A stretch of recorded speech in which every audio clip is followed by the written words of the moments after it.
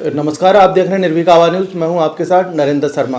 आज हमारे साथ हैं विजय कुमरा जी, जो कि साउथ सिटी के बिल्कुल संस्थापक हैं। और बरेली मोड़ पर यहाँ पर जब कोई भी कॉलोनी यहाँ पर नहीं थी, इन्होंने एक ऐसी कॉलोनी डेवलप की और उसके बाद जो है यहाँ पर एक कहना चाहिए एक नाक सी बन गई है। जनपद शाहजहाँपुर का एक बहुत अच्छा इलाका डेवलप हो गया है और इसका श्रेय विजय कुमरा जी को ज़्यादा। सर धन्यवाद, आपका निर्भीक आवाज़ न्यूज़ में स्वागत है। सर शुक्ला जी, आपका बहुत बहुत स्वागत है।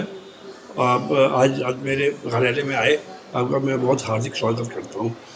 और यहाँ से लगेगी साउथ सिटी की बात, मेरा जो पूरा यात्रा जो इस व्यापार में शुरू हुई, वो मैंने सबसे पहले प्रताप इंक्लेव को डेवलप किया, जो कि बिसराज रोड के ऊपर है।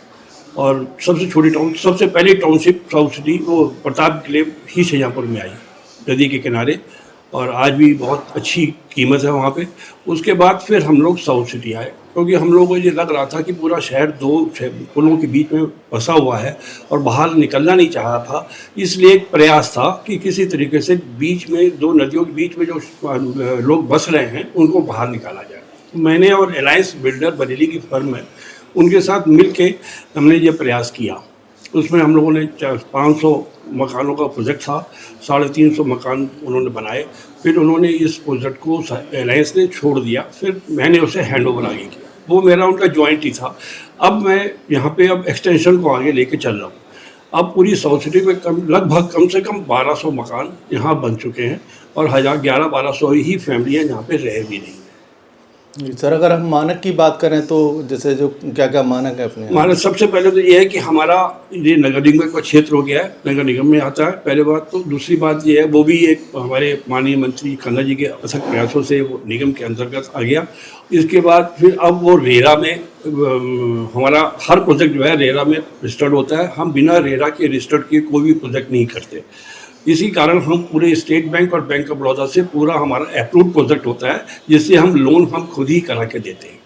इसके अलावा सारी फैसिलिटीज़ हम देते हैं, और फैसिलिटीज़ में हमारे अच्छे अच्छे पार्क हैं और अच्छे अच्छे हमारे जॉगिंग ट्रैक्स वगैरह हैं। अभी हमने AB ब्लॉक डेवलप किया है, इतना बढ़िया और इतना अच्छा पार्क है कि देखने वाला ही होता है। तो ऐसा पार्क आपको पूरे शाहजहाँपुर में नहीं मिलेगा। जी सर, काफ़ी ऐसे लोग हैं जो एकदम इकट्ठे पैसे नहीं दे सकते, इसके लिए लोन की सुविधा वगैरह है? उसके लिए स्टेट बैंक और बैंक ऑफ बड़ौदा में हमारा हम लोन कराते हैं। हमारे दोनों बैंकों से हमारा प्रोजेक्ट अप्रूव्ड है।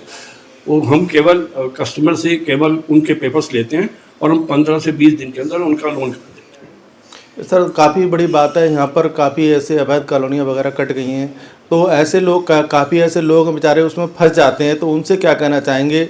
बाद में उन्हें पता चलता है कि भी अवैध है और जो कुछ उनकी जमा पूंजी पूरी ज़िंदगी की होती है वो भी हो जाती है। ऐसे लोगों से क्या कहना चाहिए? देखिए, वैसे तो अब पब्लिक काफ़ी अवेयर हो गई है, और अब रेरा भी यहाँ पे विकास प्राधिकरण भी आ गया है। अब विकास प्राधिकरण ने काफ़ी सख्ती भी कर दी है। मैं तो रोज़ एक हफ्ते 10 दिन से देख ही रहा हूँ कि जितनी भी कच्ची कॉलोनी है सब पे वो बुलडोजर उनका चल रहा है। और ये एक बहुत अच्छी बात है, क्योंकि पूरे शहर का जो बिसावट है पूरी वेल प्लान्ड वे में होनी चाहिए, जो कि इन लोगों के द्वारा उसे अनऑर्गेनाइज कर दी जाती है। ना ही वो कोई रोड देते हैं, ना ही कोई लाइट देते हैं, एक भोले भाली जनता को फंसा देते हैं ये कह के कि 143 हो गया। वो ये नहीं बताते कि 143 का मतलब आवासीय होना नहीं होता। 143 का मतलब सिर्फ एक कृषक से अकृषक घोषित होना होता है, जिसमें लगान माफ होता है। लेकिन वो भोली वाली जनता को फंसा लेते हैं और वो भोली वाली जनता फंस जाती है। ना ही